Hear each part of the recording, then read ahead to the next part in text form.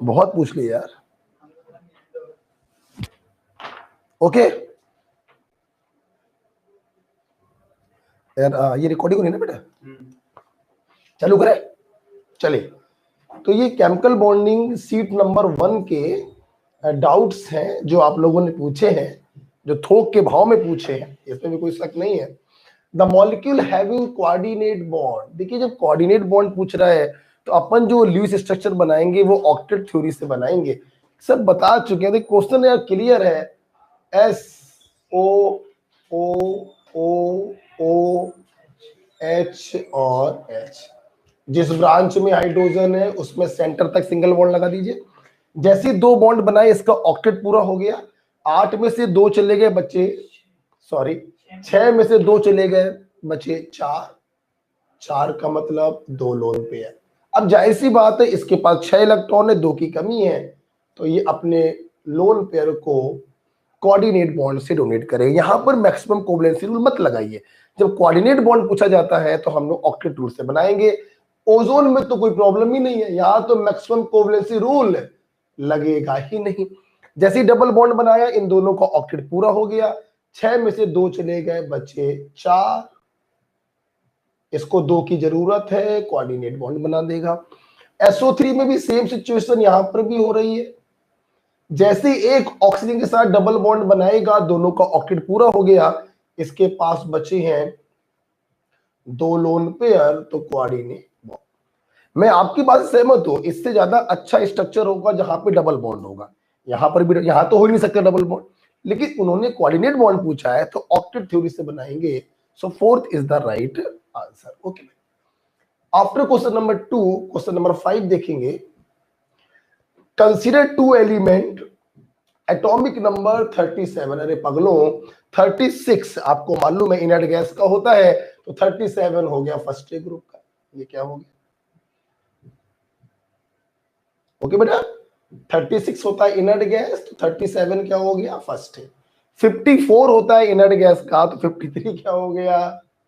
Seventh A. और first A और seventh A ये हाईली इलेक्ट्रोपॉजिटिव है और ये हाईली इलेक्ट्रोनेगेटिव है।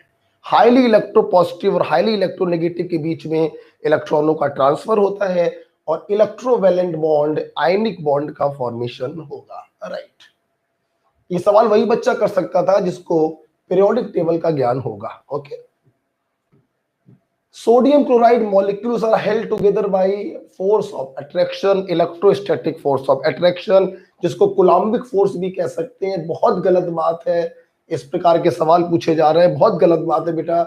इनके बीच में क्या लगेगा? Electrostatic force of attraction. चल क्यों नहीं रहा है? अच्छा, लिखने में चल रहा है, ठीक है। तो इनके बीच में क्या लगेगा? इलेक्ट्रोस्टैटिक फोर्स ऑफ अट्रैक्शन, जिसे कूलम्बिक फोर्स भी कहते हैं। क्वेश्चन नंबर 7 देख सकते हैं हम लोग। The electronic configuration of a metal is फलाना। ये कन्फिगरेशन देख के कोई भी बता सकता है। वैलेंस शेल में 1 इलेक्ट्रॉन है, मतलब ये फर्स्ट ग्रुप का है, तो जब भी ये कंपाउंड बनाएगा इस पे चार्ज आएगा +1, क्योंकि 1 इलेक्ट्रॉन को लूज करके अपने ऑक्टेट को कंप्लीट करेगा। What is the formula of its oxide? Oxide बोले तो O-2, आप क्रिस क्रॉस कर दीजिए तो फार्मूला बनेगा M2O। इट क्लियर बेटा? सिंपल सिंपल से क्वेश्चन आप पूछ रहे हैं। वैलेंस शेल में कितने इलेक्ट्रॉन है? 3s1। ये मेरे ख्याल से वो बच्चे क्वेश्चन पूछ रहे हैं जिनका पीरियोडिक टेबल क्लियर नहीं। आप प्लीज पीरियोडिक टेबल को पढ़िए। केमिकल बॉन्डिंग जुड़ा हुआ है बेटा पीरियोडिक टेबल से। एक जिस्म है, एक जान है, ऐसे समझ लो आप। एक राम है, एक श्याम, उसके बिना वो नहीं पढ़ सकते, है ना बेटा? इसे ध्यान रखिएगा। वैलेंस शेल में देखिए 1 इलेक्ट्रॉन है, मतलब ये फर्स्ट ग्रुप का है।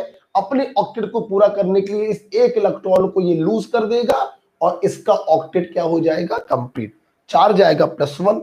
ऑक्साइड आयन सबको मालूम होना चाहिए, ऑक्साइड आयन होता है O-2, क्रिस क्रॉस करेंगे M2O बनेगा। क्वेश्चन नंबर 8 देख सकते हैं हम लोग। Most favourable condition for ionic bond, बहुत ही गलत बात। आयनिक बॉन्ड आपको मालूम है फजन्स रूल। यहां पर देखिए चार्ज और साइज की बात चल रही है, यहां पे अपन लोग फजन्स रूल से देखेंगे। फजन्स रूल कहता है कि पोलराइजिंग,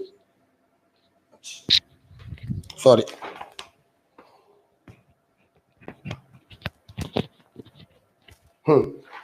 आपको मालूम होना चाहिए फजन्स रूल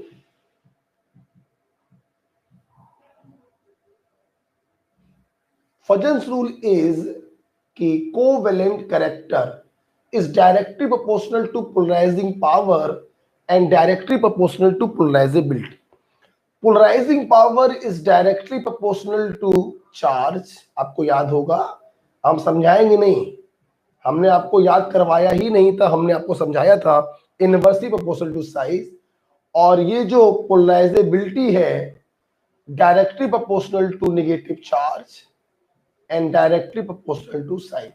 आपको मालूम होगा पोलराइजिंग पावर कैटायन के लिए बात करते हैं और पोलराइजेबिलिटी एनायन के लिए बात करते हैं। अब देखिए, अब हम लोग बात करते हैं लो चार्ज और हमें आयनिक बॉन्ड को देखना है। तो आयनिक बॉन्ड तो कोवैलेंट कैरेक्टर के इनवर्सली होगा आयनिक character.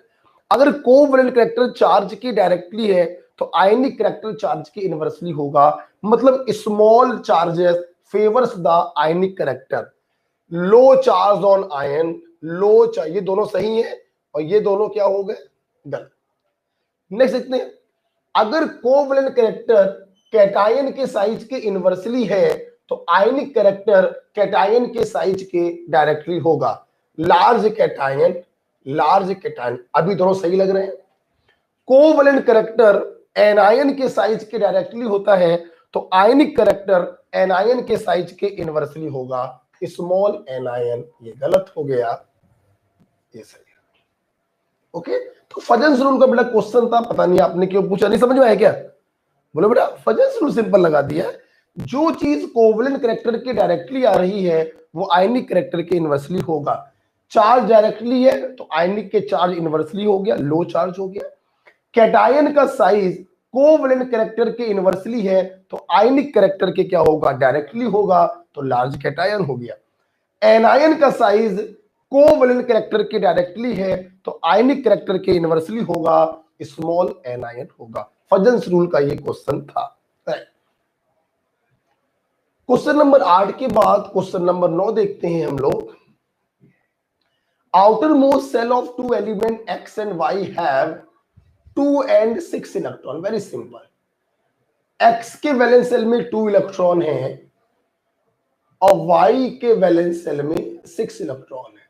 If they combine, the formula पूछा है, बहुत ज्यादा शर्मिंदगी की बात है, कॉपी पे कराया हुआ सवाल आप पूछ रहे हैं क्या बेटा? हाँ, हमने कहा था आप ये देखिए ऑक्टेट पूरा करने के लिए कितने देने पड़ेंगे और कितने लेने पड़ेंगे। देने के बाद कहा जा रहे हैं, जहन्नुम में जा रहे हैं। हमने आपसे कहा था वैलेंस सेल में 2 इलेक्ट्रॉन है, ये दोनों को लूज करेगा और अपने ऑक्टेट को पूरा करेगा। झुक के आना, झुक के, दोनों इलेक्ट्रॉनों को लूज करेगा और अपने ऑक्टेट को पूरा करेगा। बेटा बोलो, हिलाना मत उसको बेटा, इधर आ, इधर आगे आ जा, आ जा, चला जा इधर बेटा। हाँ ठीक है।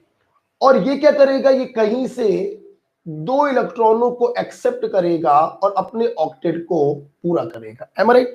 दोनों आयनों पे चार्ज आ गया, अपन क्रिस क्रॉस करेंगे। आपको मालूम होना चाहिए जब चार्ज सेम है, 2 1 कम 2, 2 1 कम 2, फार्मूला बन गया एक्स वाई। क्लियर बेटा? So the answer is first. Okay, तो ये क्वेश्चन मैंने कॉपी पे कराया बेटा। देखिए मैं बार बार कह रहा हूं, मेरे नोट्स अगर पढ़ लिए तो 45 में 45 क्वेश्चन आपके सही होंगे, लिखित गारंटी कहीं लिख लो। लेकिन नोट्स अगर आप अच्छे से नहीं पढ़ पाओ, एक टीचर इतनी बड़ी बात बोल रहा है, जल्दी कोई बोलता नहीं है कि हम अपने बच्चों को कॉन्फिडेंस में लेने के लिए बोलते भी हैं। तो अगर इतनी बड़ी बात बोल रहे हैं तो यार क्या आप उस एक कॉपी को रट नहीं सकते, घोट नहीं सकते, जो आपका भविष्य बनाने वाला है, आपको डॉक्टर बनाने वाला है, आपके 45 सवाल सही कराने वाला है? अभी कॉपी का सवाल है, दिल दुखता है फिर हमारा। ठीक है, तो ये कहां गए, जहन्नुम में गए। कहां से आए, जहन्नुम से, हमें उससे मतलब नहीं।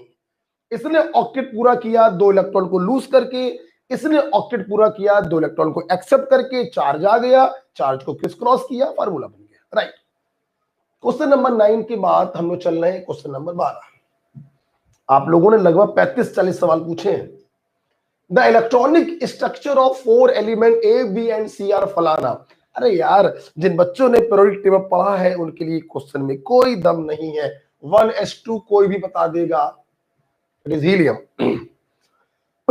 2s2 2p2 कोई बता देगा, it is carbon. Fourth group क्या है ना, NS2 NP2 फोर्थ ग्रुप हो गया ना, और सेकंड पीरियड है, कार्बन हो गया। NH2 NP5 सेवेंथ ग्रुप और सेकंड पीरियड है तो फ्लोरीन हो गया। बोलो, NH2 NP6 जीरो ग्रुप और सेकंड पीरियड है तो नियन हो गया।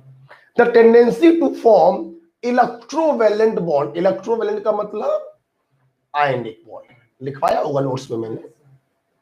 अब मैं जल्दी से बताऊं ना, ये तो किसी से कंबाइन करेगी नहीं। इसके वैलेंस शेल में 4 इलेक्ट्रॉन होते हैं, ये 4 का साझा करना पसंद करेगा। सोचो ना, 4 इलेक्ट्रॉन को लूज करके ऑक्टेट पूरा करना बहुत ज्यादा मुश्किल काम है। सिमिलरली 4 इलेक्ट्रॉन को एक्सेप्ट करके अपना ऑक्टेट पूरा करना, ये भी बहुत मुश्किल काम है। इसीलिए मैंने आपसे कहा था इलेक्ट्रोवैलेंट आयनिक बॉन्ड फर्स्ट और सेकंड है, और 7th ग्रुप 5th ग्रुप और 6th ग्रुप के एलिमेंट ही बना पाते हैं, राइट। तो ये बेटा कोवैलेंट बॉन्ड बनाना पसंद करता है, ये आयनिक बॉन्ड बनाना पसंद नहीं करेगा। देखिए फ्लोरीन को देखिए, फ्लोरीन जो है 1 इलेक्ट्रॉन का साझा करके भी अपना ऑक्टेट पूरा कर सकता है, और 1 इलेक्ट्रॉन को गेन करके भी अपना ऑक्टेट पूरा कर सकता है। तो फ्लोरीन की टेंडेंसी कोवैलेंट बॉन्ड बनाने की भी है और आयनिक बॉन्ड बनाने की भी है। द आंसर इज, आप देखिए बेटा, NaF, यहां पे फ्लोरीन ने 1 इलेक्ट्रॉन एक्सेप्ट करके ऑक्टेट पूरा किया, और F2 यहां पे फ्लोरीन ने 1 इलेक्ट्रॉन का साझा करके ऑक्टेट पूरा किया। इज इट क्लियर बेटा? आंसर क्या होगा? क्वेश्चन नंबर 13, बहुत गलत बात।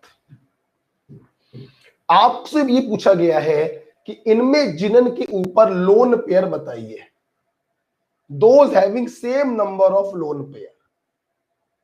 ये आपसे पूछा है, आपको इनका क्या बनाना है, लुईस डॉट स्ट्रक्चर। जिनन 5वें पीरियड का है, दानवीर कर्ण होगा, दैट्स इट। दानवीर कर लेना, सबकी इच्छा को पूरा करेगा ना। चल भाई ले ले ले ले ले ले। 8 में 6 चले गए, कितने बचे? 2, 1 lone pair, right. XeO XeO सब कॉपी पे बनवाए, बहुत गलत बात। अब समझ लो कि क्या रेट ऑफ सिलेक्शन होता है, आपको समझ लो। दानवीर कर्ण, जिसको जितने चाहिए उसको उतने दे दो। वैलेंस शेल में 8 इलेक्ट्रॉन होते हैं, 6 का साझा कर लिया, कितने बचे? 2, 2 का मतलब 1 लोन पेयर। XeF6, दानवीर कर्ण, जिसको जितने चाहिए उसको उतने दे दो। 8 में से 6 का साझा कर लिया, बचे 2, 2 का मतलब 1 लोन पेयर। तो तीनों के पास ही 1-1 लोन पेयर है। सो द आंसर इज 4th। पहले के पास भी 1 लोन पेयर है, दूसरे के पास भी 1 है, तीसरे के पास भी 1 है। Answer is 4th। ओके बेटा, ठीक है। जिसके जो डाउट हो आप अपने नोट कर सकते हैं, आप समझ सकते हैं।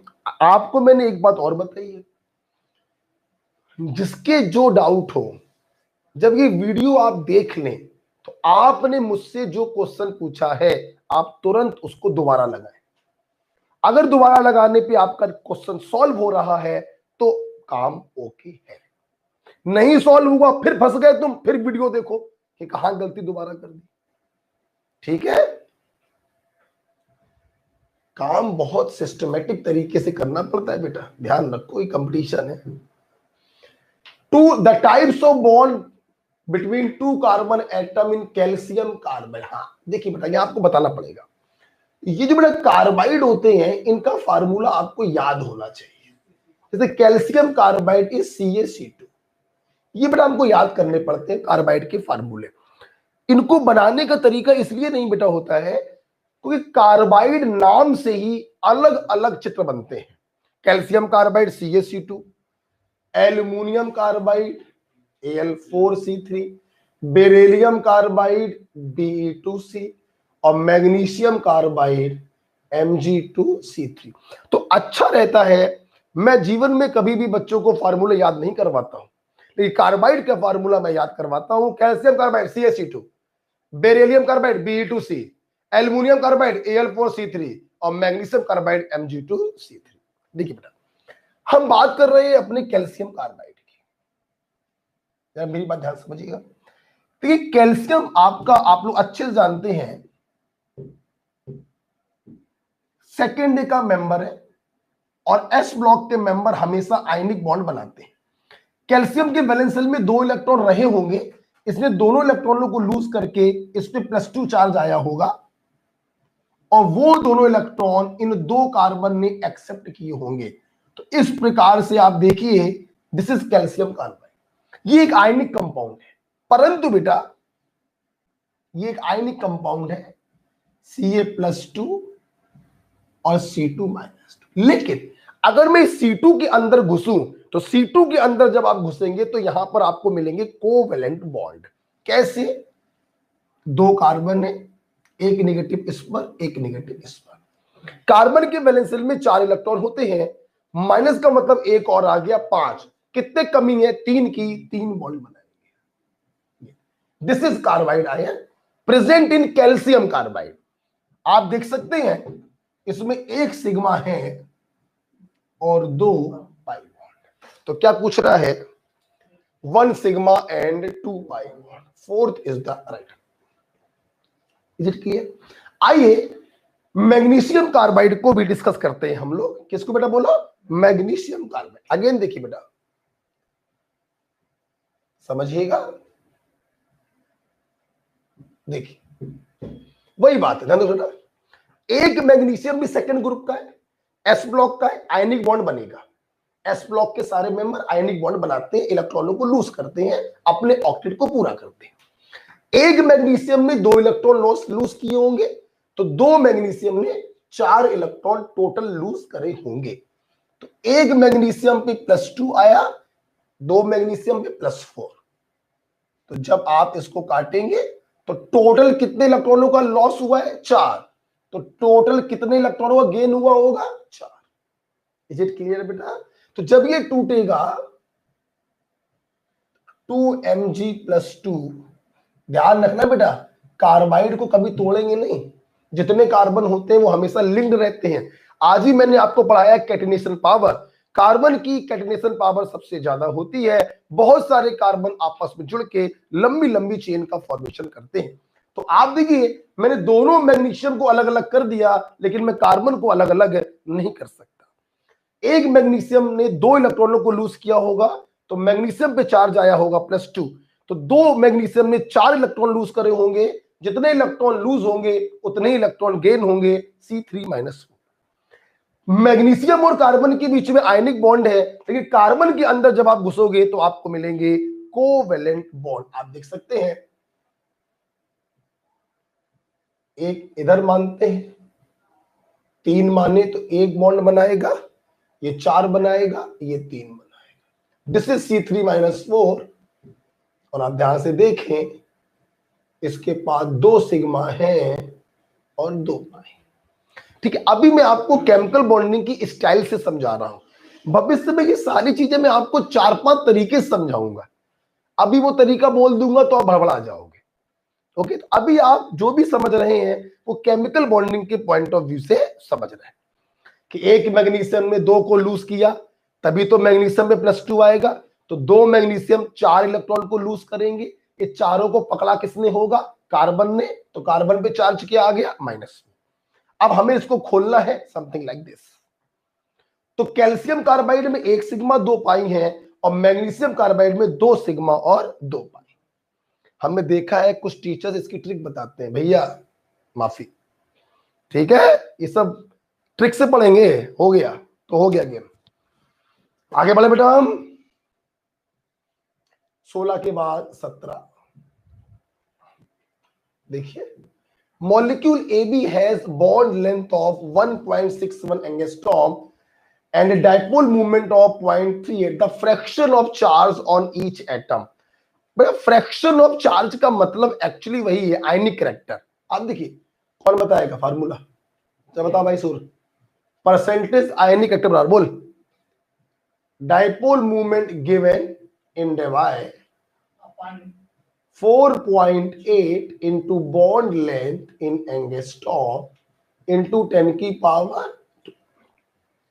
याद आया बेटा? नहीं याद आया, कोई बात नहीं। देखिए डाइपोल मूवमेंट दिया है, डिवाई में दिया है, और बॉन्ड लेंथ भी आपको एंगस्ट्रॉम में दी। इन्होंने पूछा है fraction of charge on each atom. सबसे पहले आपको मतलब समझा दें, इलेक्ट्रोनेगेटिव डिफरेंस होने के कारण जो ज्यादा इलेक्ट्रोनेगेटिव होगा वो इलेक्ट्रॉन को घसीटेगा, उस पर आएगा पार्शियल नेगेटिव, दूसरे पे आएगा पार्शियल पॉजिटिव। यही कहलाता है फ्रैक्शन ऑफ चार्ज और यही कहलाता है आयनिक कैरेक्टर।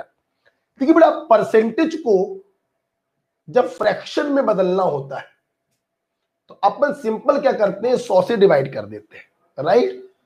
तो आपका फार्मूला वही रहेगा, बस ऊपर से 100 जो है वो हट जाएगा।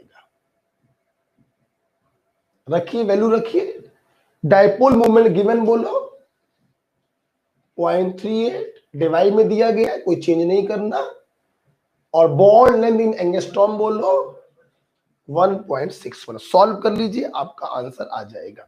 हाँ, मेरा मोबाइल चूंकि अभी ऑन है, मैं सॉल्व कर सकता हूं। 0.38 oblique 4.8 oblique 1.61 0.04 second is the right answer. बात समझ में आ रही है? तो परसेंटेज आयनिक कैरेक्टर में अगर 100 को हटा दिया जाए तो वो फ्रैक्शन में बदल जाता है। कोई आपसे पूछे केमिस्ट्री में कितने परसेंट नंबर है 12th में, तुमने कहा 90%, बताओ केमिस्ट्री में कितना फ्रैक्शन ऑफ नंबर है, तो 90/100 कर दो, 0.9 आ गया। तो परसेंटेज में अगर 100 से डिवाइड कर देते हैं तो वो फ्रैक्शन में बदल जाता है, ठीक है? और फ्रैक्शन में 100 से मल्टीप्लाई कर दो तो वो परसेंटेज में बदल जाता है, ठीक है बेटा? तो ध्यान रखना।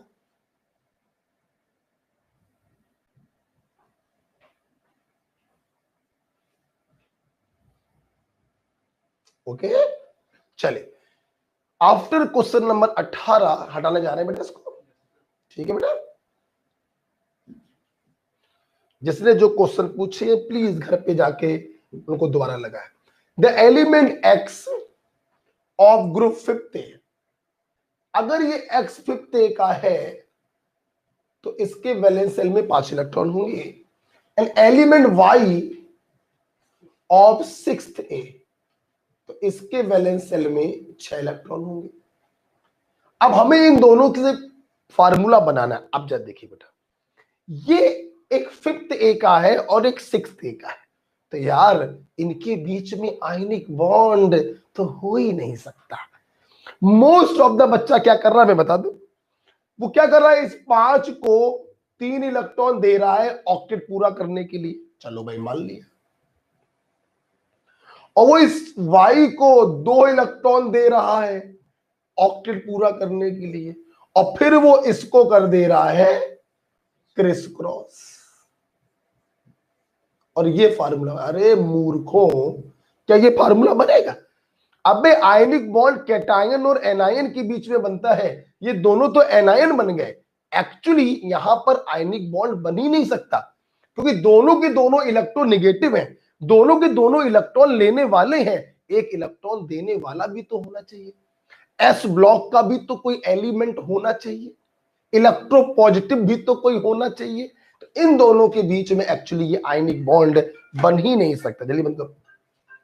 ओके, तो आपने जो काम किया है ये आपने बिल्कुल गलत काम किया है, ये तो हो ही नहीं सकता। आयनिक बॉन्ड बनने के लिए हमें चाहिए होगा इलेक्ट्रोपॉजिटिव एटम, एस ब्लॉक का एटम, तभी आयनिक बॉन्ड बन सकते हैं। यहां पर दोनों के दोनों इलेक्ट्रोनेगेटिव हैं, दोनों के दोनों इलेक्ट्रॉन लेने वाले हैं, यहां आयनिक बॉन्ड नहीं बनेगा, यहां बनेगा कोवेलेंट बॉन्ड। अब सवाल ये है कि कोवेलेंट कंपाउंड बनाने का तो कोई तरीका होता नहीं है। आयनिक बॉन्ड बनाने का तरीका है ऑक्टेट पूरा करने के लिए जितने देने हैं दे दो, ऑक्टेट पूरा करने के लिए जितने लेने हैं ले लो और क्रॉस क्रॉस कर दो। अब क्या करें, दिमाग लगाएंगे कैसे। ये फिफ्थ ग्रुप का है तो हम इसको नाइट्रोजन मान लें। ये सिक्स्थ ग्रुप का है, हम इसे ऑक्सीजन मान लें। और तुम लोग को मालूम है नाइट्रोजन ऑक्सीजन से कंबाइन करके नंबर ऑफ कोवेलेंट कंपाउंड बनाता है। NO, N2O, NO2, N2O5, N2O3 and so. तो जो तुम्हारा मैच कर जाए वो आंसर लगा दो।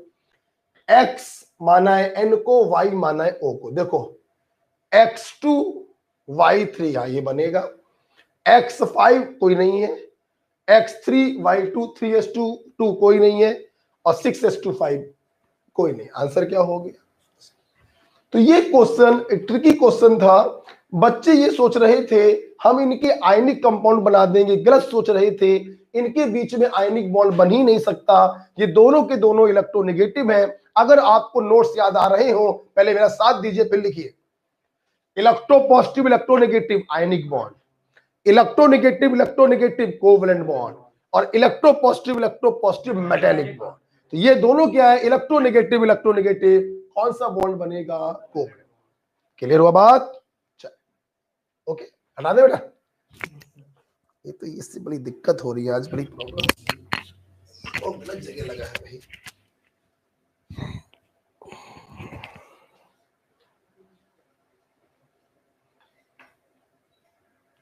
ओके बेटा, हटा दे बेटा इसको। चल क्वेश्चन नंबर 23 आपने पूछा है, which one is correct statement with respect to solubility of MgSO4 in water, magnesium sulphate. Actually बेटा मैं आपसे ये चाहूंगा, ये मेरी आपसे रिक्वेस्ट है कि इस क्वेश्चन को आप थोड़ा छोड़ दें। क्यों छोड़ दें? एक्चुअली बेटा ये क्वेश्चन है सॉल्युबिलिटी कॉन्सेप्ट पर,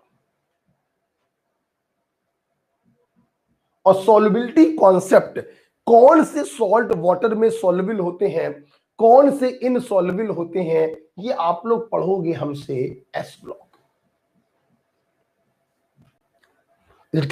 ये मैंने आपको ये तो पढ़ाया है कि सॉल्युबल तब होगा जब हाइड्रेशन एनर्जी ज्यादा होगी और लैटिस एनर्जी कम होगी। अगर लैटिस एनर्जी ज्यादा है और हाइड्रेशन एनर्जी कम है तो इनसॉल्युबल होगा। ये तो आपको मालूम है। लेकिन एक बात बताओ कि अभी आपको ये मालूम है कि ये सॉल्युबल है कि इनसॉल्युबल? अगर ये सॉल्युबल है तो हम कहेंगे कि इसकी हाइड्रेशन एनर्जी इसकी लैटिस एनर्जी से ज्यादा है, और अगर ये इनसॉल्युबल है तो हम कहेंगे कि इसकी लैटिस एनर्जी हाइड्रेशन एनर्जी से ज्यादा है। क्योंकि अभी मुझे कोई जानकारी नहीं है इस चीज की, ये आप लोग पढ़ोगे बेटा कहां पर, एस ब्लॉक में।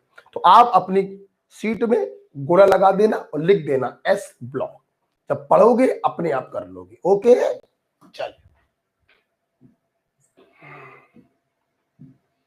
अगला सवाल रिपीट हो गया है। अच्छा रिपीट नहीं हुआ है, सॉरी। देखिए, given electronic configuration is of 4 element, which one of following is capable of forming ionic as well as covalent bond? थोड़ी देर पहले ही बताया था, फ्लोरीन। याद आया?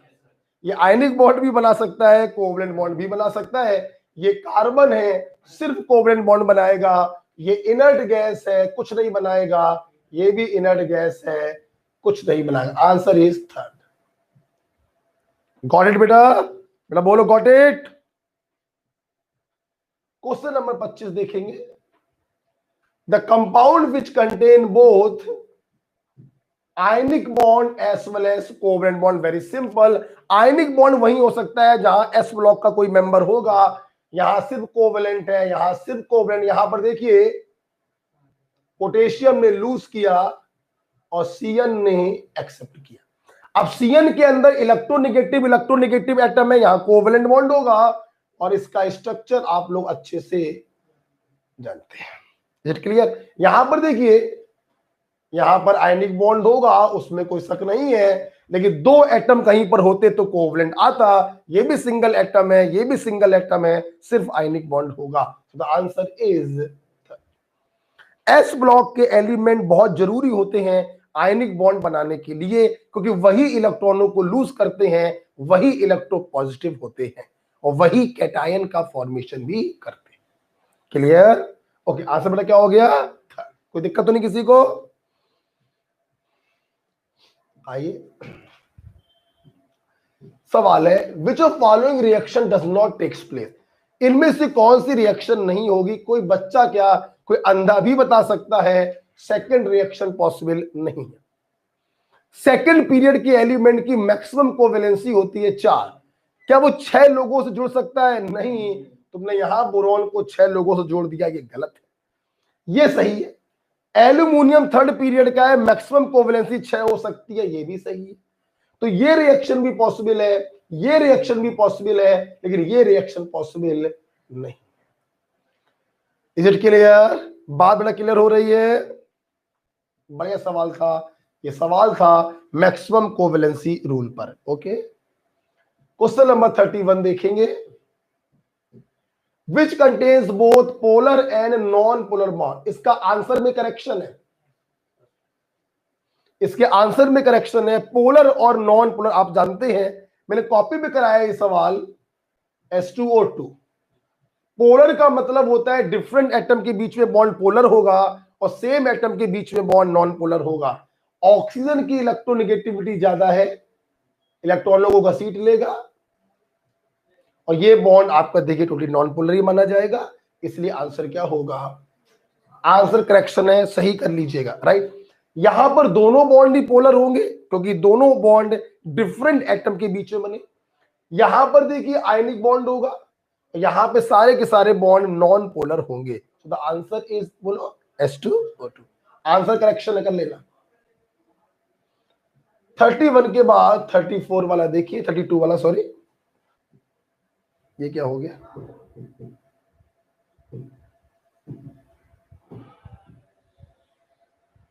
अच्छा, ये क्या हो गया भाई? ठीक है, आइए।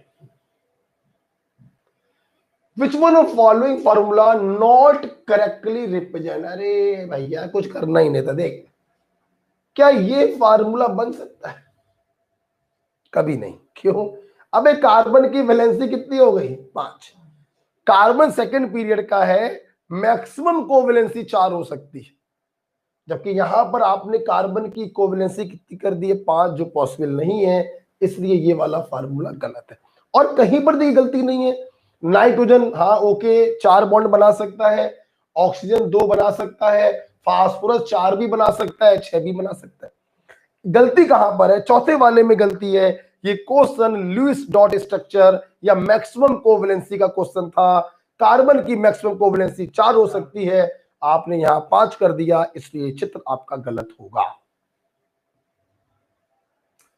Which compound of the following has more covalent character? जवानों, मोर कोवेलेंट कैरेक्टर का मतलब है फजन्स रूल। आप देखिए, more charge on cation and anion, more will be the covalent character। पहले ही आंसर आपको +3 - 1 +3 - 1, या करेक्शन होगा बेटा, या 2 कर लीजिएगा, ठीक है। तो ये हो गया आपका +2 - 1 +1 - 1।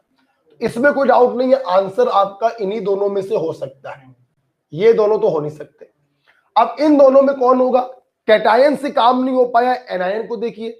आयोडाइड का साइज होता है बड़ा, एनायन का साइज जितना बड़ा होगा पोलराइजेबिलिटी उतनी ज्यादा होगी, कोवेलेंट कैरेक्टर भी उतना ज्यादा होगा। So second. ओके, अगर मैं ओवरऑल ऑर्डर की बात करूं तो सबसे ज्यादा कोवेलेंट कैरेक्टर आयोडाइड के पास होगा, फिर इसके पास होगा, फिर MgI2 के पास होगा और फिर NaI के पास होगा। Order of covalent character. Is it clear बेटा? 34 के बाद 40 देखिए। The covalent character in group 15 element varies in the order. क्या बेटा, किसी भी ग्रुप में ऊपर से नीचे जाओगे साइज बढ़ेगा, साइज बढ़ेगा तो इलेक्ट्रॉन लूजिंग टेंडेंसी बढ़ेगी क्योंकि आईपी कम हो जाएगा, और जब इलेक्ट्रॉन लूजिंग टेंडेंसी बढ़ेगी तो आयनिक करैक्टर बढ़ेगा, कोवेलेंट करैक्टर घटेगा। सीधी सी बात है। तो कोवेलेंट करैक्टर ऊपर वाले का ज्यादा, नीचे वाले का कम। आंसर बताओ बेटा। सेकेंड बताओ बेटा। नीचे वालों का आईपी बहुत कम होगा, इलेक्ट्रॉन लूजिंग टेंडेंसी बढ़ेगी, आयनिक करैक्टर बढ़ेगा, और ऊपर वाले का कोवेलेंट करैक्टर ज्यादा होगा। Is it clear? तो second is the right answer. Sorry sorry sorry sorry, ध्यान नहीं दिया। थर्ड होगा, क्या होगा? Third. Phosphorus, arsenic, antimony, bismuth. ठीक है, थर्ड आंसर होगा। ओके, फिर से क्वेश्चन फजल्स रूल का है। एमंग फलाना the compound with the greatest and least ionic character, सबसे ज्यादा आयनिक कौन होगा और सबसे कम आयनिक कौन होगा? देखो भाई, ये LiCl है, ये RbCl है, ये बेरिलियम क्लोराइड है। कोई बता देगा सबसे नीचे सबसे लेफ्ट में मोस्ट आयनिक, और सबसे ऊपर सबसे राइट में मोस्ट कोवेलेंट। फजल्स रूल है यार, क्या बार बार बताएं क्या फजल्स रूल? आप देखिए, कैटायन एनायन में देखते हैं, कैटायन पे चार्ज जितना ज्यादा होगा पोलराइजिंग पावर उतनी ज्यादा, कोवेलेंट पावर उतनी ज्यादा। जाहिर सी बात है इन दोनों का कोवेलेंट करैक्टर इन दोनों से ज्यादा है। ठीक है, मतलब इन दोनों में आयनिक करैक्टर क्या होगा? ज्यादा। और अभी भी बताया ऊपर से नीचे जाओगे आईपी घटेगा, इलेक्ट्रॉन निकालने का टेंडेंसी बढ़ेगा, या ऐसे देख लो कैटायन का साइज बढ़ेगा, पोलराइजिंग पावर घटेगा, कोवेलेंट करैक्टर घटेगा, आयनिक करैक्टर बढ़ेगा। This is most ionic, this is most covalent. Okay, Fajans rule का सवाल है, क्या बताया यार, बताओ। इसके बाद क्या पूछा उन्होंने?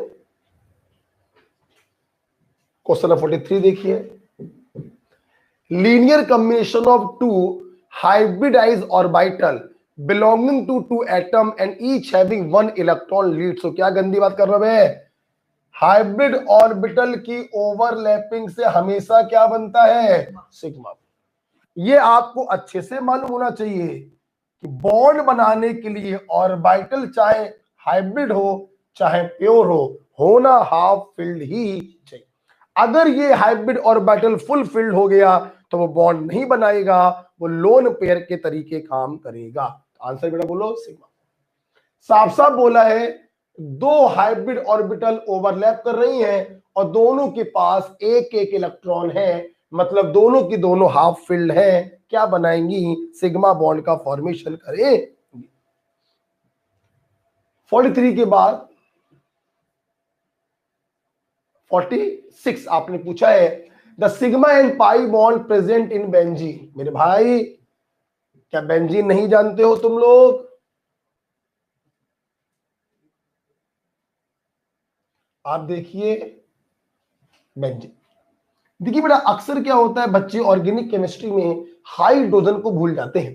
कार्बन की वैलेंसी कितनी होती है? 4 बॉन्ड बना सकता है, तभी तो ऑक्टेट पूरा होगा। आप हर कॉर्नर को अगर ध्यान से देखें तो आपको कार्बन की सिर्फ 3 ही वैलेंसी दिखाई पड़ रही है, 1 2 3। तो ये अंडरस्टूड है कि चौथी वैलेंसी पे क्या होगा? H। हमेशा ध्यान रखिएगा, ऑर्गेनिक केमिस्ट्री में हाइड्रोजन की टेंशन नहीं ली जाती। कार्बन की जितनी वैलेंसी ना दिखाई पड़े हम उतनी वैलेंसियों पर हाइड्रोजन मान लेते हैं। आइए देखें कितने सिग्मा और कितने पाई हैं, ध्यान देना, बाद में कुछ और बताएंगे। Sigma sigma sigma sigma sigma sigma sigma sigma sigma sigma sigma sigma, pi बोलो, पाई पाई पाई। तो आपने सोचा 3 पाई है और 12 सिग्मा है, लेकिन ये आंसर आपका मैच नहीं कर रहा होगा। अबे क्यों मैच करेगा पगले? उन्होंने सिग्मा और पाई बॉन्ड पूछे हैं बेंजीन रिंग में। मतलब आपको सिर्फ इतनी चीज को देखना था, आपको एच को नहीं देखना था। इसलिए एक्चुअली क्या होगा कि आपको ये वाले जो सिग्मा है ये काउंट नहीं करने थे एक्चुअली। इसलिए पाई तो 3 ही रहेंगे, लेकिन सिग्मा कितने हो जाएंगे? 6। This is your right answer. Okay, हाँ ठीक है, समझ गए ना? लिखने में हो जाता। आप इतने सवाल पूछते हैं हम लोगों से, अब इतने टाइम में सारे सवाल बताने हैं तो वो देख लीजिएगा, ऊपर नीचे हो सकता है लिखने में हमसे। तो 6 सिग्मा और 3 pi, so second is the right answer. Got it? अगर यहां पे रिंग ना लिखा होता, ये ना लिखा होता, सवाल पूछते बेंजीन में कितने सिग्मा कितने पाई, तो 3 पाई और बाहर नहीं बैठा वो छोटी वाली, ठीक है। रिंग इन्होंने लिखा हुआ है इसलिए 6 हो जाए। 46 के बाद 49 देख लीजिए। Pick out the incorrect statement. Incorrect statement को अपन को पकड़ना है।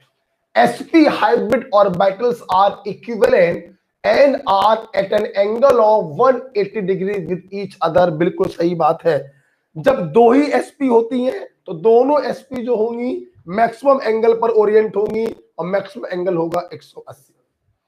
sp2 hybrid orbital are equivalent and angle between two of them. बिल्कुल सही बात है।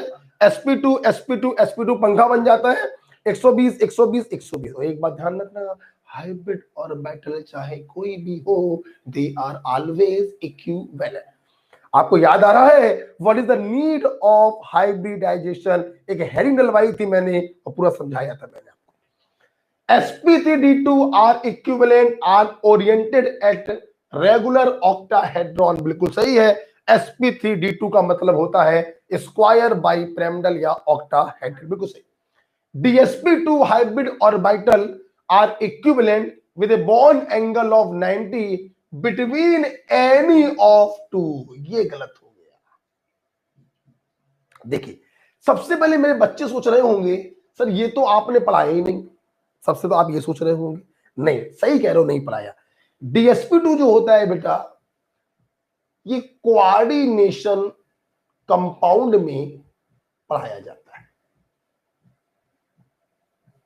ओके बेटा। और dsp2 का शेप वही होता है जो sp3d2 with 2 lone pair, that is square planar होता है। तो अभी आप इतना समझ लो कि dsp2 is equivalent to sp3d2 with 2 lone pair वाला। sp3d2 एक भी लोन पेयर नहीं हुआ तो ऑक्टाहेड्रल, स्क्वायर बाई पिरामिडल। एक लोन पेयर आ गया स्क्वायर पिरामिडल, और 2 लोन पेयर आ गए तो स्क्वायर प्लेनर। तो जिस प्रकार से sp3d2 with 2 lone pair square planar होता है, वैसे dsp2 भी स्क्वायर प्लेनर होता है। अब देखो बेटा, समझना, एक sp3d2, दूसरा, तीसरा, चौथा, यहां पे तुमने एटम आके लगा दिए। बोलो बे, यही तो तुम्हारा स्क्वायर प्लेनर बन गया। बताओ, ऊपर वाले डंडे पर भी क्या था? लोन पेयर, वो हट गया। और नीचे वाले डंडे पर भी क्या था? लोन पेयर, वो हट गया। अब देखना, आप बताओ, इन दोनों sp3d2 के बीच में 90 है, इन दोनों के बीच में 90 है, इन दोनों के बीच में 90 है, इन दोनों के बीच में 90, लेकिन इसके और इसके बीच में कितना है? 180। इसके और इसके बीच में कितना है? 180। इसलिए देखिए इन्होंने क्या लिखा, these hybrid orbital are equivalent, ठीक है, with a bond angle of 90, ठीक है, between any two of them. ये लाइन जो लिख दी वो गलत दी। क्या सबके बीच में 90 है? नहीं, इसके और इसके बीच में 180 भी है, इसलिए ये वाला गलत है। और जो गलत है वही हमें ढूंढना था। Fourth is the right answer. अभी आप dsp2 को क्या समझिए? अभी आप dsp2 को समझेंगे sp3d2 विद 2 लोन पेयर, बोले तो स्क्वायर प्लेन। ठीक है बेटा। चल, 49 के बाद मोस्ट एफिशिएंट ओवरलैपिंग शायद आंसर करेक्शन है, थर्ड होगा। आंसर करेक्शन चेक करिए जरा। 52 का आंसर क्या दिया गया है? हाँ, गलत आंसर दिया है sp3। sp3 क्या मेरे बच्चे भूल गए हैं? पोरवाल्ट्रिक सोप लोगी नहा के नहीं आई है? Inversely proportional to bond energy, inversely proportional to electronegative. कोई बच्चा बता देगा overlapping power is directly proportional to percent P character. यहां पर तो पी कैरेक्टर है ही नहीं, तो मोस्ट एफिशिएंट ओवरलैपिंग कौन सी होगी? sp3 sp3। कॉपी पे कराया हुआ सवाल। नेक्स्ट देखेंगे बेटा। मोबाइल ऑफ होने वाला है। हेलो, ऑफ हो गया है। The compound in which carbon used it's sp3 hybrid orbital. देखो बेटा, अब sp3 हाइब्रिड ऑर्बिटल तब इस्तेमाल करेगा जब इसके खुद का हाइब्रिडाइजेशन क्या होगा? sp3। हमें यह ढूंढना है इनमें से वो कौन सा स्ट्रक्चर है जिसमें कार्बन sp3 होगा। आइए देखते हैं। HC डबल हो गए। अब इतना तो 12th में पढ़ा होगा, इसे फॉर्मिक एसिड कहते हैं। ठीक है, कार्बन के केस में ट्रिक लगाया करो, sp3 माइनस पाई रूल, एक पाई बॉन्ड बनाया है, sp2 होगा। मतलब ये 3 सिग्मा बनाने के लिए अपने 3 sp2 का इस्तेमाल करेगा, जबकि हमें वो ढूंढना है जो sp3 का इस्तेमाल करे। दूसरा वाला बेटा यूरिया दिया गया है, NH2CO NH2। यहां पर भी कार्बन ने एक पाई बॉन्ड बनाया है, इट इज sp2। तीसरा वाला बेटा फॉर्मेल्डिहाइड है, SCHO। यहां पर भी एक पाई बॉन्ड है, sp2। और चौथा वाला देखिए बेटा क्या है? CH3CHO। एक कार्बन ने एक पाई बॉन्ड बनाया है, ये sp2 होगा, लेकिन इसने कोई भी पाई बॉन्ड नहीं बनाया, ये sp3 होगा। तो कौन सा वो ऑप्शन है जिसमें कार्बन sp3 हाइब्रिडाइज है? फोर्थ वाला ऑप्शन है। क्या मेरी बात समझ सबको आ रही है? ओके बेटा, आंसर करेक्शन कर लीजिएगा। 2 क्वेश्चनों में आंसर करेक्शन करवाए हैं। ईच कार्बन इन कार्बन सब ऑक्साइड इज। बेटा, बहुत से बच्चों को कार्बन सब ऑक्साइड नहीं मालूम। बेटा नॉक करो। आज चेंज करते हैं, स्क्रीन ब्लैक करते हैं पीछे की। अरे इसमें नहीं हो पाएगी, छोड़ो, इसमें नहीं हो पाएगी, कुछ नहीं हो, जाओ। कार्बन सब ऑक्साइड क्या होता है बेटा? कार्बन सब ऑक्साइड C3O2 कहते हैं। ये याद करना पड़ता है। ठीक है, अब रही बात बॉन्डिंग की, तो कोई भी बता देगा कार्बन को 4 बॉन्ड बनाने हैं, ऑक्सीजन को 2 बॉन्ड बनाने हैं। दिस इज C3O2 कार्बन सब ऑक्साइड, राइट। आप देख सकते हैं हर कार्बन ने 2 पाई बॉन्ड बनाए हैं, तो हर कार्बन का हाइब्रिडाइजेशन कितना है? sp होगा। तो ईच कार्बन इन कार्बन सब ऑक्साइड इज sp हाइब्रिडाइज, क्योंकि प्रत्येक कार्बन ने, आप ध्यान से देखें, 2 पाई बॉन्ड बनाए हैं। Got it? बताओ, मेरे को डाउट है? हम तेज तो नहीं बता रहे सवाल। केमिकल बॉन्डिंग है, फिजिकल केमिस्ट्री नहीं है, केमिकल बॉन्डिंग है, इनऑर्गेनिक केमिस्ट्री है।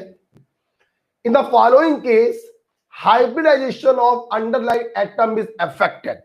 हमें वो वाला ऑप्शन सर्च करना है जिसमें अंडरलाइन एटम की, ओहो, अंडरलाइन नहीं किया गया है? अंडरलाइन एटम का हाइब्रिडाइजेशन चेंज हो रहा हो। यहां इसमें कर लो, ठीक है। एल्यूमिनियम एलिमेंट, अच्छा, चेंज करने की जरूरत ही क्या है? हाँ, जरूरत पड़ेगी। इज अफेक्टेड,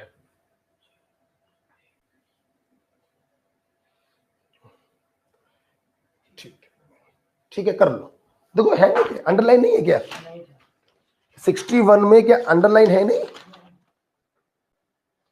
हाँ, अंडरलाइन नहीं है, ठीक है, कर लिया, ठीक है। अब देखो आ जाओ, सिंपल क्वेश्चन था बेटा। लो, ले लो, नहीं है तो ले लो, पहले मांग लेते हमसे।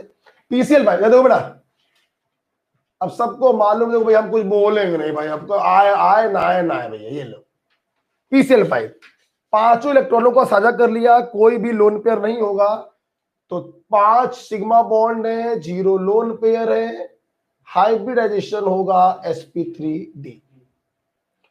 क्या ये सवाल हमने कॉपी पे नहीं कराया? तो बताओ गलत बात है कि नहीं? हमें इसको देखना है PCl4 plus P plus charge किस पर मानोगे? इलेक्ट्रोपॉजिटिव पे। 5 में से एक चला गया, बचे 4, चारों का कर लिया साझा, कोई लोन पेयर नहीं है। हाइब्रिडाइजेशन बेटा बोलो क्या हो गया? sp3। तो पहले वाले में हाइब्रिडाइजेशन चेंज हो रहा है, आंसर होगा। आगे बढ़ो। LiH react with AlS3 forming LiAlH4। Please सामने देखिए, LiH में एक्चुअली होता क्या है? Li प्लस होता है H माइनस, तो ये मेरे किसी काम का नहीं होता है, तो इसका ऑक्टेट पूरा हो चुका है, डुप्लेट सॉरी। और ये रहा AlS3 जहां पर एल्युमिनियम के पास 2 इलेक्ट्रॉनों की कमी है। तो जब ये दोनों एक दूसरे के कांटेक्ट में आएंगे तो देखिए क्या होगा, ये H माइनस क्या करेगा? अपने लोन पेयर को एल्युमिनियम को डोनेट कर देगा,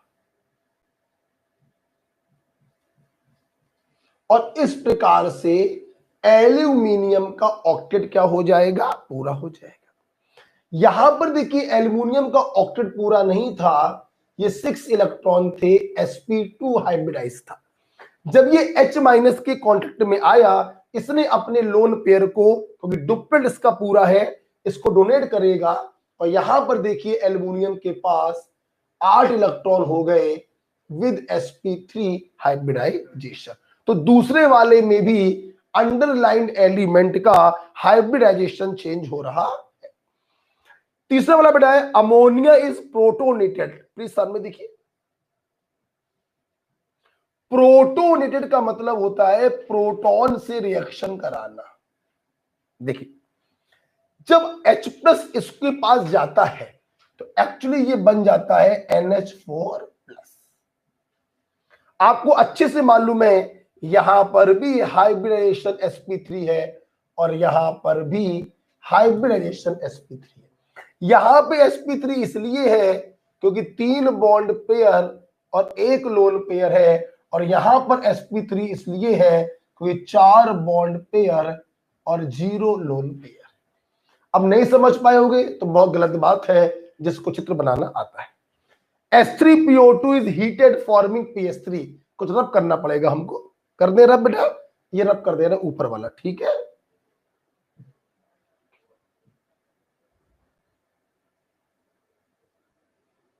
हमें ढूंढना था वो कौन सा ऑप्शन है जिसमें अंडरलाइंड एटम का हाइब्रिडाइजेशन चेंज हो रहा है। ओके देखिए, सुनो बेटा, S3PO2 ध्यान बेटा, अगर आपको याद आ रहा हो हमने आपसे कहा था जितने हाइड्रोजन होते हैं वो ऑक्सीजन से लगा देते हैं, लेकिन 2 हमने आपको बताए थे S3PO3 और S3PO2। यहां पर इसका वैलेंस फैक्टर होता है 1, इसलिए सिर्फ एक हाइड्रोजन ऑक्सीजन से लगाया जाएगा। तो pick up the centre atom, place other atom equally around it, और रिमेनिंग 2 हाइड्रोजन आप फास्फोरस से लगाएंगे, दानवीर कर्ण है। 5 इलेक्ट्रॉनों को साझा कर लिया, कोई लोन पेयर नहीं बचा, 4 सिग्मा बॉन्ड है, sp3 होगा, समझ में आ गया होगा। PS3 just like to NH3, एक लोन पेयर बचेगा, दिस इज अगेन sp3। तो यहां पर कोई चेंजमेंट नहीं हो रहा है, चेंजमेंट हो रहा है फर्स्ट और सेकंड में। मेरे ख्याल से इसके 2 आंसर होंगे, चेक करिए। ओके यहां पर सबसे अच्छा जो पॉइंट था वो ये वाला था, AlS3 react with H minus. आपको दिमाग लगाना था, यहां पे 2 इलेक्ट्रॉनों की कमी है, बगल में lone pair with complete duplet donate कर देगा वाया कोऑर्डिनेट बॉन्ड। और एक ये वाला सवाल था, जब अमोनिया का प्रोटोनेशन होगा तो वो अमोनियम आयन में तब्दील हो जाएगा। बाकी सब कॉपी पे कराए थे। ओके, कितने बचे हैं यार? कितने बचे हैं? अरे बाप, सुबह से क्लास ले रहे हैं। देखिए, the hybrid state of carbon in diamond, graphite and acetylene. देखिए बेटा, ये डायमंड का स्ट्रक्चर क्या होता है ये आप लोग डिटेल में पढ़ोगे 4th ग्रुप में, फिर भी अभी बता दे रहे हैं। डायमंड में प्रत्येक कार्बन जो होता है वो 4 कार्बन से कोवेलेंट बॉन्ड से जुड़ा होता है। बताया है मैंने आपको, मैंने बताया है जब कोवेलेंट कंपाउंड के मेल्टिंग पॉइंट बता रहे तब ये बताया था। ये कार्बन फर्दर 4 कार्बनों से, फिर ये भी फर्दर 4 कार्बनों से, फिर ये भी फर्दर। तो इस प्रकार से ध्यान से देखें तो प्रत्येक कार्बन ने 4 सिग्मा बॉन्ड बनाए हैं, इसलिए डायमंड इज sp3 हाइब्रिडाइज। कोई दिक्कत नहीं मुझे, ठीक है। देखिए, बात करें ग्रेफाइट की। ग्रेफाइट जो होता है ये हेक्सागोनल लेयर्ड स्ट्रक्चर होता है इस प्रकार से, और प्रत्येक कार्बन ने 3 सिग्मा बनाए होते हैं, और जो चौथा वाला इलेक्ट्रॉन होता है कार्बन का वो पूरी रिंग के ऊपर डीलोकलाइज रहता है। यही तो कारण है बे कि ग्रेफाइट कोवलेंट होने के बावजूद भी गुड कंडक्टर होता है। क्योंकि ग्रेफाइट में प्रत्येक कार्बन के पास जो 4 इलेक्ट्रॉन होते हैं, 3 इलेक्ट्रॉन साझा करके कोवलेंट बॉन्ड बना लेते हैं, लेकिन 1 इलेक्ट्रॉन पूरी रिंग पर फैला रहता है, और इसी 1 इलेक्ट्रॉन के कारण graphite are good conductor of electricity. क्योंकि 3 बॉन्ड बनाए हैं, सिग्मा sp2 होगा। एसिटिलीन ये सबको मालूम होगा, एसिटिलीन ये CH triple bond CH, both carbon are sp hybridize, 2 pi bond बनाए हैं, पोरवाल ट्रिक लगाएंगे sp3 माइनस पाई रूल, तो sp3 sp2 sp second. Diamond और ग्रेफाइट के बारे में और डिटेल में पढ़ेंगे 4th A ग्रुप में।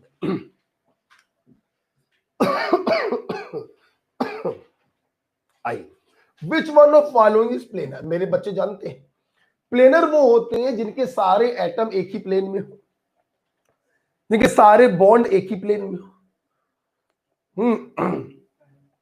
चौथा होगा, और देखिए एक्सिओफोर,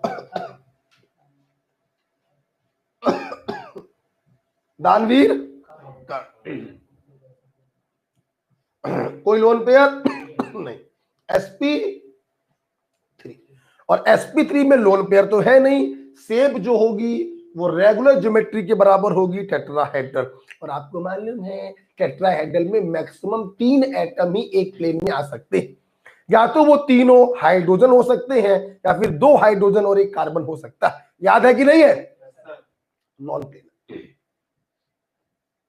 ठीक है। नेक्स्ट, XeO3F, दानवीर 1 2 3 4 5 6 7, XeO3F कुछ नहीं होता है ना, करेक्शन है, XeO3F2 होगा। बड़ा कर रही ना, आप मुझको बता देना, ठीक है, मैं करेक्शन अपने सीट में भी कर लूंगा, ठीक है। XeO3F2 होगा, XeO3F कुछ नहीं होता है। 2 फ्लोरीन होंगे।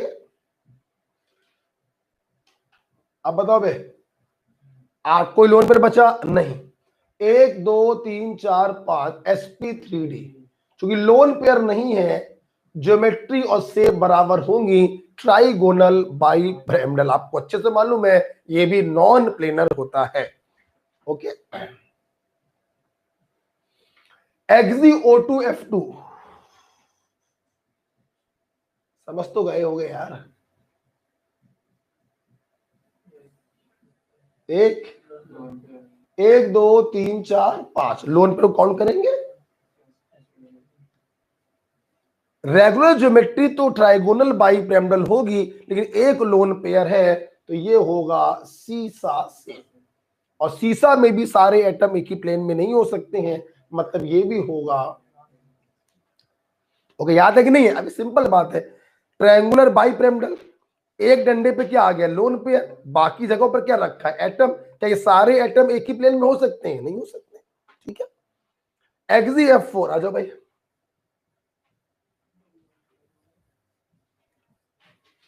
सब मैंने आपको चित्र बना के समझाए थे। दो लोन पेयर है ना, 4 bond pair, 2 lone pair, hybridization sp3d2, regular geometry होगी ऑक्टाहेड्रल, लेकिन 2 लोन पेयर हैं, 2 डंडे एक्सियल वाले हट जाएंगे, शेप हो जाएगी स्क्वायर प्लेनर। का मतलब है, 1 मिनट, स्क्वायर प्लेनर का मतलब है सारे के सारे एटम एक ही प्लेन में होंगे। ओके, दिस इज प्लेनर, नाम में भी आ रहा है प्लेनर, तो सारे के सारे एक ही प्लेन में होंगे। इज इट क्लियर बेटा? ठीक है,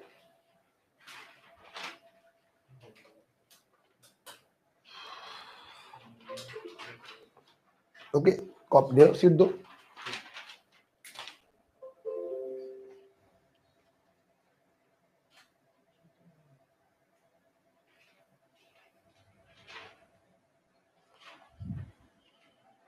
देखो सब सही आ रहा है?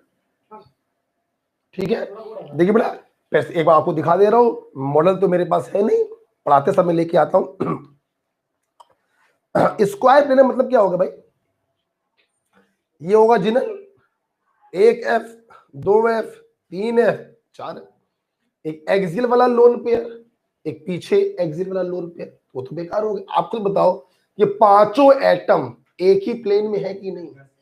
आप अगर ऐसे काटें तो चारों फ्लोरीन और 5वां जिनन, ये पांचों एटम एक ही प्लेन में आ गए कि नहीं आ गए? इसका मतलब square planar is a planar molecule. Answer क्या होगा? ठीक है बेटा, 68 के बाद आपने पूछा है 70। देखिए बेटा, BrF3 molecule the lone pair occupies equatorial position to minimize. याद रखिए बेटा, lone pair and bond, lone pair bond pair. देखिए बेटा, आपको रिपल्सन का ऑर्डर याद होगा, ये जो रिपल्सन होता है ये होता ही नहीं है। रिपल्सन मेनली कौन से होते हैं? ये तो अगर आपको याद होगा जब हम लोगों ने sp3d2 पढ़ा था, सॉरी sp3d, अगर आपको याद हो, तो मैंने आपसे कहा था कि हम लोग सर्वप्रथम लोन पेयर रखते हैं इक्वेटोरियल पोजीशन। याद आया आपको कुछ? According to Bent rule. Clear है? तो सवाल उन्होंने यही पूछा है कि अगर ये लोन पेयर यहां रख रहे हैं तो क्यों रख रहे हैं? रीजन, अगर आप ये लोन पेयर एक्सियल पर रखोगे तो लोन पेयर और loan pair bond pair repulsion picture में आ जाएगा। तो इस रिपल्सन से बचने के लिए हम लोग इन लोन पेयर को एक्सियल पे न रखकर इक्वेटोरियल पे रखते हैं, ताकि ये रिपल्सन क्या हो जाए? मिनिमाइज हो जाए या खत्म हो जाए। The answer is okay. तो ये तो रिपल्सन होता ही नहीं है, रिपल्सन मेनली यही दोनों होते हैं। ओके, पहले इसको हम चित्र बनाकर भी समझाया करते थे और डिटेल में समझाते थे। हम पहले बच्चों को यही बताते थे कि अगर इसको यहां पे रखोगे तो ये रिपल्सन कितने होंगे, ये रिपल्सन कितने को, सब बताते थे। जरूरत नहीं है बेटा। अब मैंने इसी क्वेश्चन को शॉर्टकट तरीके से इस साल समझाना चालू किया कि मेन रिपल्सन फोर्स ये दोनों होते हैं, तो इन्हीं दोनों को मिनिमाइज करने के लिए हम लोग लोन पेयर को इक्वेटोरियल पे रखना पसंद करेंगे, एक्सियल पे रखना पसंद नहीं करेंगे। 70 के बाद 71, इन ऑक्टाहेड्रल स्ट्रक्चर, बेटा D2sp3 बोलो या sp3d2 बोलो, एक ही बात। बहुत शर्मिंदगी की बात है, इसमें कौन कौन से डी होते हैं जिनके पास 2 एक्सिस होंगी, dx square minus Y square and dz square. क्या नहीं पढ़ाया था? sp3d, एक डी वो होगा जिसमें एक एक्सिस हो, dz स्क्वायर। और sp3d3 में ये दोनों तो होंगे ही होंगे, साथ में होगा dxy। तीनों मैंने लिखवाए थे कॉपी पर। 71 के बाद 72 आपने पूछा है, बहुत प्यारा सवाल है, आईआईटी सवाल है। देखिए बेटा, आओ बताते हैं। देखिए बहुत सिंपल सवाल। देखिए बेटा, ये है NH3। आपको ये तो ना पूछ ले यार NH3 का चित्र क्या होगा, लोन पेयर बोलो। और ये है BF3। 5 में 3 चले गए, लोन पेयर बचे, 3 का साझा हो गया, कोई लोन पेयर नहीं। अब इन्होंने बोला कि NH3 जो है वो BF3 से कंबाइन कर रहा है। कोई बच्चा ही बता देगा कंबाइन तो ये करेगा ही करेगा, क्यों करेगा? इसका देखिए ऑक्टेट पूरा है और इसके पास 2 इलेक्ट्रॉनों की कमी है। ये अपने लोन पेयर को बोरॉन को भेज देगा कोऑर्डिनेट बॉन्ड से, वेरी गुड, और इस प्रकार से ये एडक्ट बन गया। बोलो क्या बन गया? एडक्ट। बच्चे अक्सर पूछते हैं सर एडक्ट का मतलब क्या? अबे कुछ नहीं, 2 लोगों को ऐड करके लिख दिया, दैट इज कॉल्ड एडक्ट। अब अगर मेरे बच्चे ध्यान से देखें, यहां पे नाइट्रोजन sp3 है, ज्योमेट्री तो टेट्राहेड्रल होगी, लेकिन एक लोन पेयर के कारण सेफ होगी पिरामिडल। यहां पे बोरॉन sp2 है, सेप रेगुलर ज्योमेट्री के बराबर ही होगी, ट्राइगोनल प्लेनर। यहां पे नाइट्रोजन देखिए sp3 है, लेकिन जो लोन पेयर था वो तो बदल गया बॉन्ड पेयर में, तो लोन पेयर तो कोई है नहीं, ज्योमेट्री जो है, सेप जो है वो रेगुलर होगी। बोरॉन के पास देखिए 4 बॉन्ड पेयर आ गए हैं, तो ये sp3 टेट्राहेड्रल होगा। बेटा क्या सबको लिखे क्या बेटा हम? 4 बॉन्ड पेयर, 0 लोन पेयर, दिखाई नहीं पड़ा बेटा। अब देखिए सवाल देखिए क्या है, कौन सा स्टेटमेंट सही है? Specify the coordination geometry around the hybridization of nitrogen and boron in 1s2 1 complex. इस कॉम्प्लेक्स में आपसे पूछा जा रहा है 1s2 1 का मतलब क्या है? एक मॉलिक्यूल अमोनिया है, एक मॉलिक्यूल BF3। आइए, नाइट्रोजन टेट्राहेड्रल सही है, sp3 सही है, बोरॉन टेट्राहेड्रल सही है, sp3 सही है। पहला वाला ये क्या हो गया? राइट आंसर हो गया।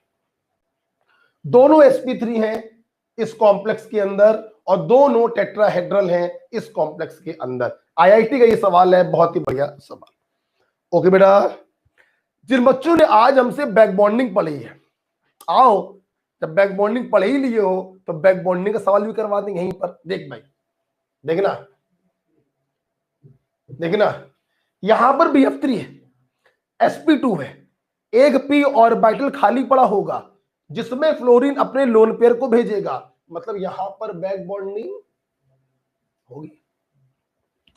यहां पर ये sp3 हो गया, इंपटी p खत्म हो गया, तो यहां पर बैक बॉन्डिंग नहीं होगी। जब बैक बॉन्डिंग नहीं होगी तो BF बॉन्ड जो होगा प्योर सिंगल होगा, बोलो। और यहां पर बैक बॉन्डिंग होगी तो BF बॉन्ड जो होगा वो पार्शियल डबल।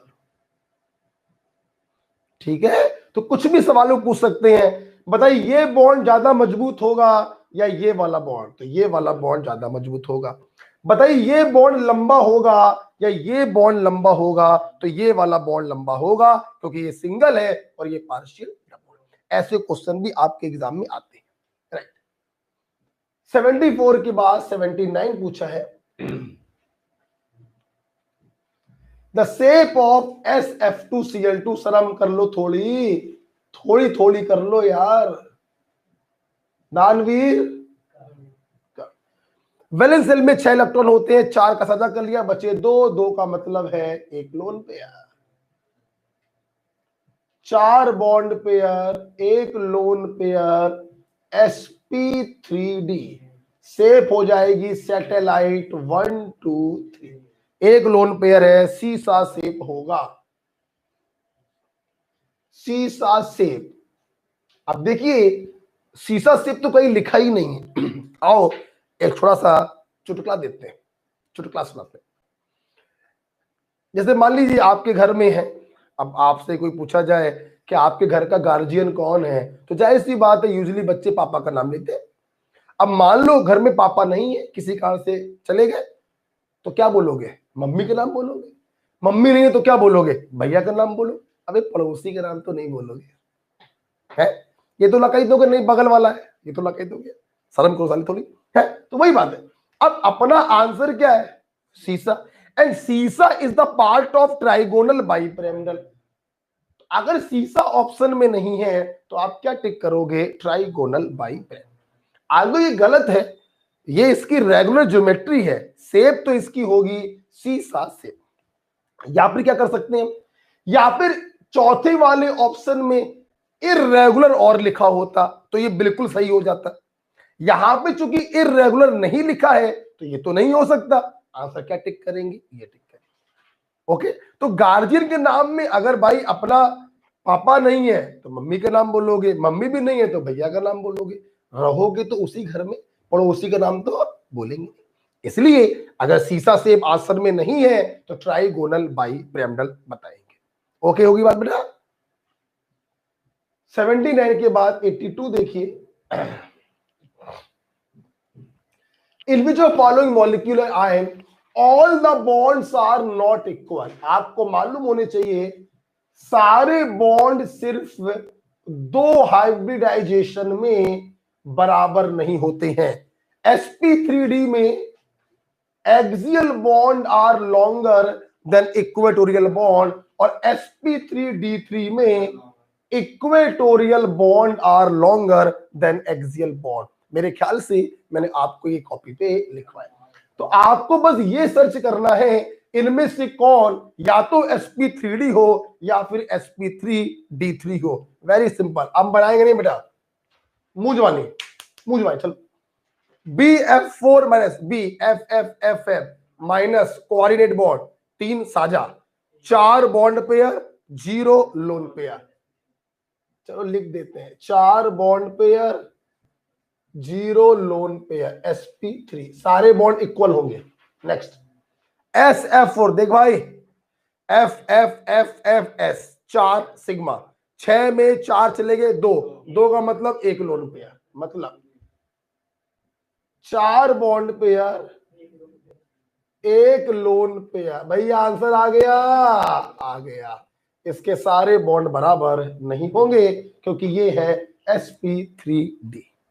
और करके दिखाए SIF4। चल भाई, चारों का साझा कर लेगा, कोई लोन पेयर नहीं बचेगा। 4 bond pair, 0 lone pair, sp3। 4 का साझा कर लिया, 4 बॉन्ड पेयर बचे 4 का मतलब 2 लोन पेयर, sp3d2। सारे बॉन्ड क्या होंगे? इक्वल। आंसर क्या होगा? खत्म ही होने वाले लगता सवाल, 90 क्वेश्चन है total. The linear structure is not assume. इनमें से कौन लीनियर नहीं होगा? साला दूर से दिखाई पड़ रहा है। Essential to 2 bond pair, 1 lone pair, sp2।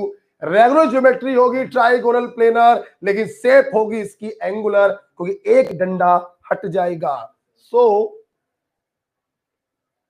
2 bond pair, 1 lone pair, hybridization sp2 और शेप होगी एंगुलर। तो क्या ये लीनियर होगा? नहीं होगा। बाकी सारे के सारे क्या होंगे? लीनियर होंगे। आप समझ गए होंगे NCO, याद आया कुछ? CN में O लगाया तो साइनेट, और आइसोसाइनाइड में O लगाया तो आइसोसाइनेट। और मैंने ट्रिक बताई थी, O हमेशा कार्बन से लगाया जाएगा, याद आया? तो आइए इसको दिखा देते हैं, प्लीज सामने देखिए सब लोग। ये था आपका आइसोसाइनाइड, इसमें O लगाएंगे, O हमेशा लगेगा कार्बन से। दिस इज आइसोसाइनेट, यहां पे कार्बन sp है, sp मतलब लिए। याद करिए, कॉपी में डलवाई थी हेडिंग मैंने, एम्बीडेंटेड एनायन। याद आया कुछ? आइसोसाइनाइड से बनेगा आइसोसाइनेट और इससे बनाया था आइसोथायोसाइनेट। क्लियर? साइनाइड से बनाएंगे साइनेट और साइनेट से बनाएंगे थायोसाइनेट। सब बताया था मैंने। NO2 प्लस पॉजिटिव चार्ज लेंगे इलेक्ट्रो पॉजिटिव पर, O की इलेक्ट्रोनेगेटिविटी N से ज्यादा है तो पॉजिटिव मानेंगे N पर। वैलेंस में 5 इलेक्ट्रॉन होते हैं, एक चला गया, बचे 4, 4 बॉन्ड बनाएगा, चारों का साझा कर लिया, कोई लोन पेयर नहीं है, sp होगा लीनियर। CS2 तो बहुत ही सरल, CO2 के तरीके, sp होगा लीनियर।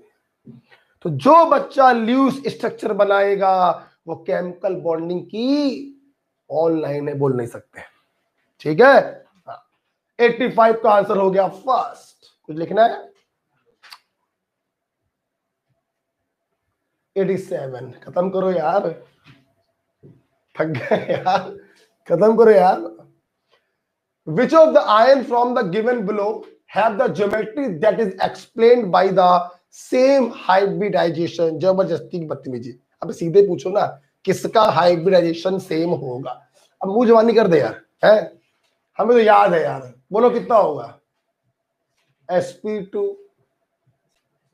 sp2 sp3 sp3 और इसका क्या आएगा? ये वही हो गया, थायोसाइनेट। याद आया बेटा? दिखा दे दिखा दे दिखा दे भाई, दिखा दे। साइनाइड, साइनाइड से बनेगा साइनेट। याद करो, ओ जब भी जोड़ोगे सी से जोड़ोगे, और इससे क्या बन जाएगा? थायो। तो ये क्या हो गया? sp। तो सेम हाइब्रिडाइजेशन जवानों मेहरबानों कहां कहां है? sp2 sp2 बोलो, NO2 minus and NO3 minus कहीं है? चौथे में। और कहां पर सेम है? NH2 minus and NH4 plus कहीं है? नहीं है। खत्म। तो फोर्थ आंसर। ठीक है, तो किसका हाइब्रिडाइजेशन सेम होगा? NO2 NO3 का सेम है, NH2 NH4 प्लस का सेम। ओके, 94। अभी कितने सवाल है यार? 99 है।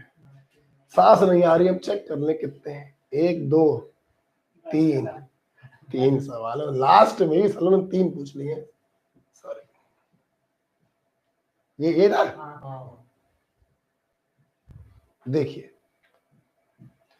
which of following pair of compound is isoelectronic and isostructure? Iso का मतलब होता है सेम, इलेक्ट्रॉनिक माने इलेक्ट्रॉन। हमें वो ढूंढना है जिनके पास इलेक्ट्रॉन भी सेम हो और जिनकी शेप भी क्या हो? सेम।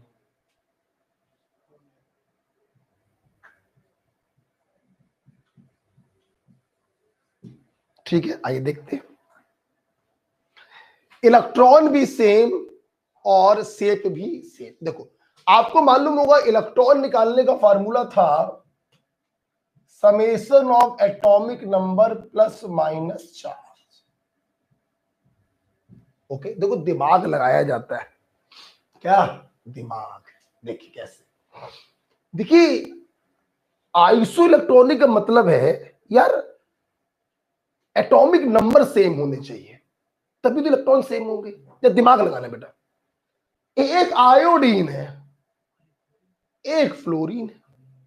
आप बताओगे इनके इलेक्ट्रॉन सेम हो सकते हैं? एक का एटॉमिक नंबर 9 है और एक का एटॉमिक नंबर मेरे ख्याल से 53 होगा। क्या इनके इलेक्ट्रॉन कभी सेम हो सकते? नहीं हो सकते। जबकि जिनन, हीलियम, नियन, आर्गन, क्रिप्टन, जिनन 5वें का है, और टेलुरिनियम, ऑक्सीजन, सल्फर, सेलेनियम, टेलुरिनियम। आप देखिए इन दोनों में सिर्फ एक इलेक्ट्रॉन का डिफरेंस है, जबकि इन दोनों में पता नहीं कितने का डिफरेंस है। ये कभी भी जन्म में ये कभी भी आइसो इलेक्ट्रॉनिक नहीं हो सकते। दिमाग लगाया जाता है। निकालने बैठोगे साले, पहले सोचोगे एटॉमिक नंबर, फिर फार्मूला लगा के इलेक्ट्रॉन, बहुत समय चला गया। अब जब दिमाग लगाओ जरा, जब मैं कुछ सिखा रहा हूं आप वो सीखिएगा। मान लो लिखा होता ये और ये।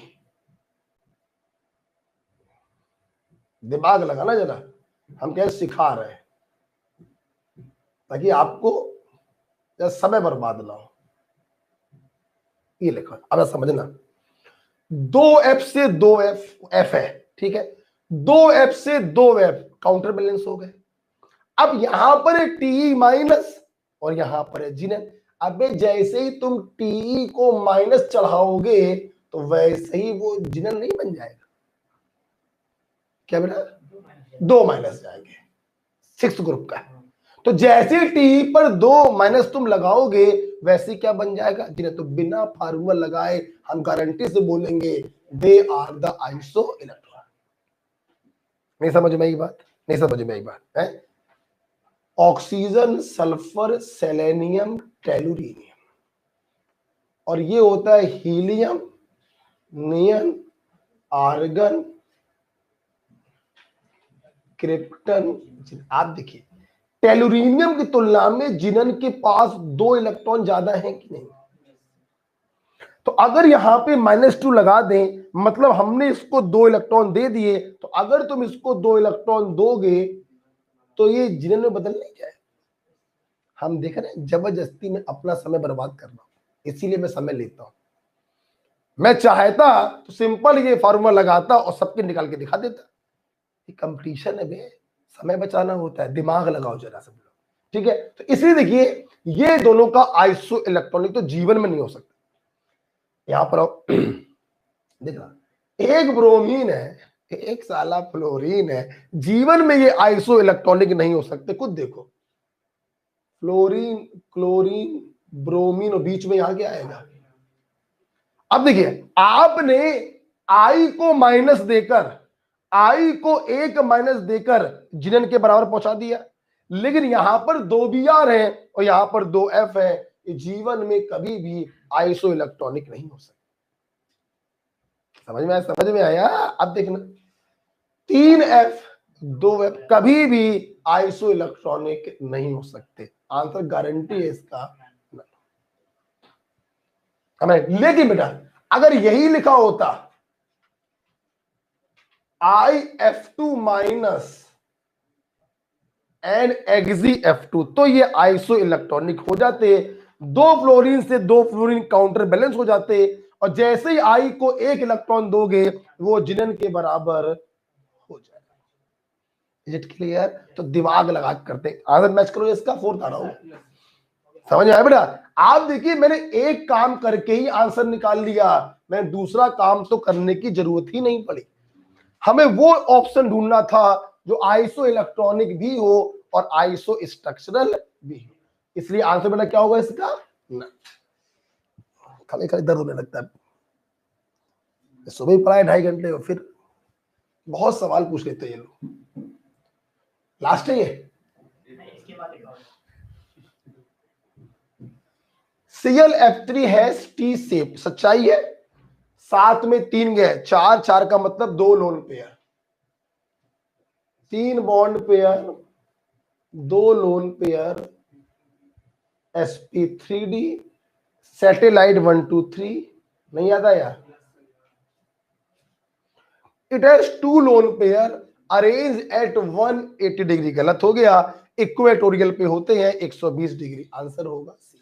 जिन बच्चों को नहीं मालूम सुन लें, एसर्शन रीजन में ए का मतलब होता है एसर्शन भी सही, रीजन भी सही और एक्सप्लेनेशन भी सही। Reason is the correct explanation of assertion. अब मत लिखो, अब आप एम्स तो होना नहीं है, आ गया तो बता दे रहे। सेकंड ऑप्शन का मतलब होता है एसर्शन सही, रीजन सही, लेकिन एक्सप्लेनेशन सही नहीं। सी का मतलब होता है एसर्शन सही है, रीजन गलत, और डी का मतलब होता है दोनों गलत। आप देखिए एसर्शन सही है, रीजन गलत है, इसलिए थर्ड वाला मैंने टिक किया हुआ है। ठीक है, हटा दे बेटा। 99 the group of molecule having identical shape identical चाहिए है। आइए फटाफट करते हैं। आप देखिए sp3d ट्राइगोनल बाई पिरामिडल आए 5 और 1 6, 5 बॉन्ड पेयर 1 लो 6 का मतलब हो गया sp3d2 स्क्वायर पिरामिडल। आगे जाके क्यों समय बर्बाद कर रहे हो, आंसर नहीं होगा ना, आगे बढ़ो।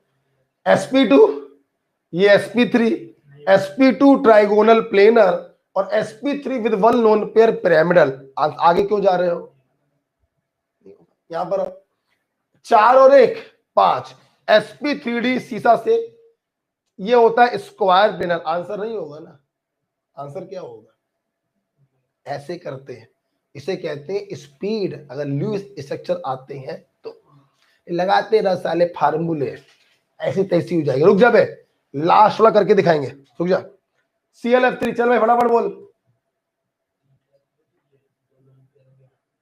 3 बॉन्ड पेयर टी सेप होगा क्या, नहीं सहमत हो क्या? XeOF2 चल भाई बोल।